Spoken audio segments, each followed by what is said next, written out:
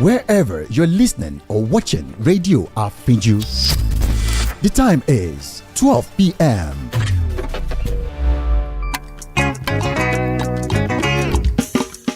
Ẹ bá mi pè o. Àfínjú. Kí lorúkọ rẹ̀? Àfínjú.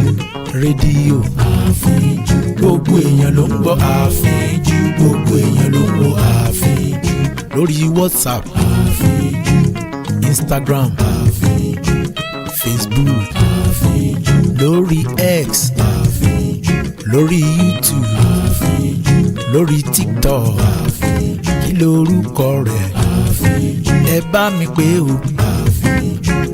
Rédíò. Àfínjú. Gbogbo èèyàn ló ń gbọ́ Àfínjú. Gbogbo èèyàn ló ń gbọ́ Àfínjú. Gbogbo èèyàn ló ń gbọ́ Àfínjú. Gbogbo èèyàn ló ń gbọ́ Àfínjú. Rédíò Àfínjú. Rédíò Àfínjú. Rédíò Àfínjú. Stay informed with news on Radio Afinju.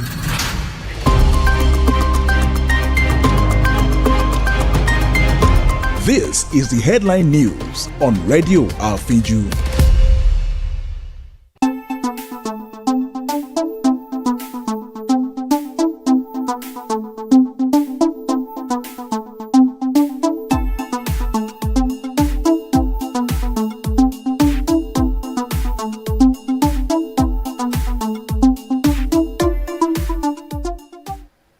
Good afternoon. Here is the news headlines on Radio Afinju. My name is Pearl Durotoye.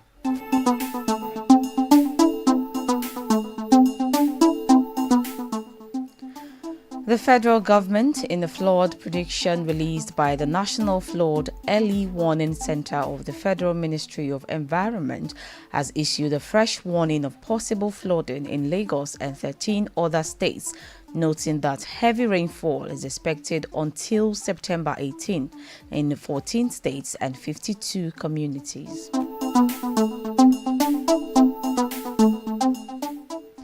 Several hours after the federal government, at the instance of the Department of State Services, filed charges against the former presidential candidate of the African Action Congress, Omoyele Sowore, and others over a social media post in which he wrote against President Bola Tinubu. Sowore has also sued the DSS before the Federal High Court in Abuja, challenging what he described as unconstitutional censorship of his social media accounts.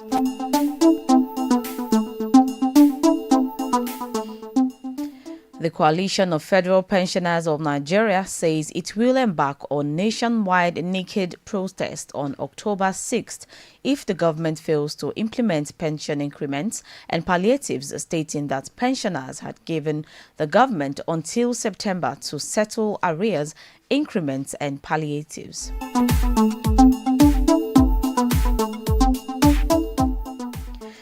The Ebonyi State House of Assembly has given effect to a letter transmitting executive powers to the Deputy Governor of the state, Patricia Obila, who has been discharging her duties as the acting governor since Governor Francis Nwifuru proceeded on annual leave.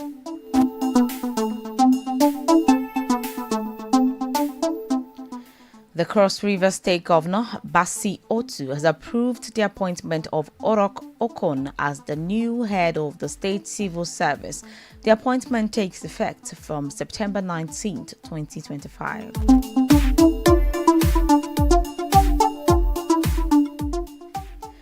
Operatives of the National Agency for the Prohibition of Trafficking in Persons, NAPTIP, have rescued 8 children aged between 2 and 10 years, suspected to have been stolen from Kano and other northern states and trafficked to the south and southeast regions after they were reportedly found in a privately owned orphanage run by a top executive of the Association of Orphanage Operators in Nigeria.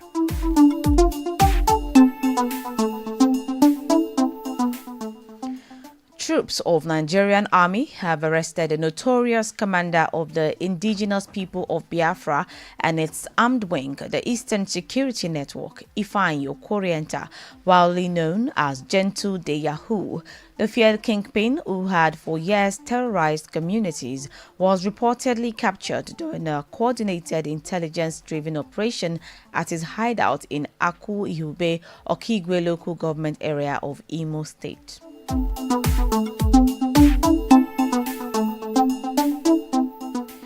A fresh fire incident erupted at a 4-story commercial building situated on Lagos Island.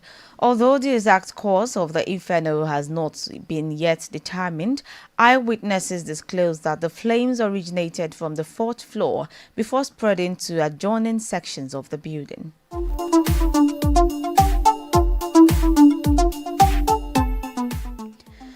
In entertainment, the Africa Film Finance Forum has kicked off in Lagos, bringing together filmmakers, investors, policymakers, and tech innovators to chart a path for a $20 billion pan-African film economy.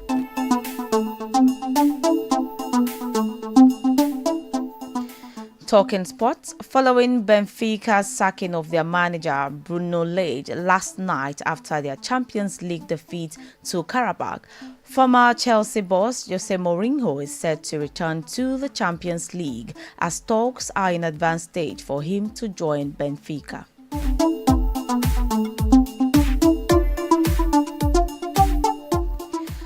Nottingham Forest defender Ola Aina has vowed to bounce back stronger from his injury setback after he went under the knife due to a hamstring injury he sustained while on international duty last week.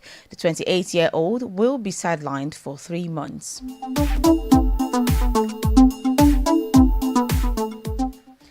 And on the foreign scene, U.S. President Donald Trump has formally begun his unprecedented second state visit to Britain as King Charles and the royal family are set to roll out the red carpet for the president when he arrives at Windsor Castle, the oldest and largest inhabited castle in the world and family home to British monarchs for almost 1,000 years.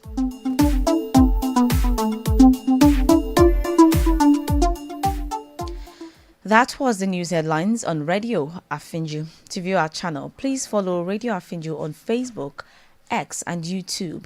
Join us at 6 p.m. for the world news. My name is Durotoye. Thanks for listening. Good afternoon.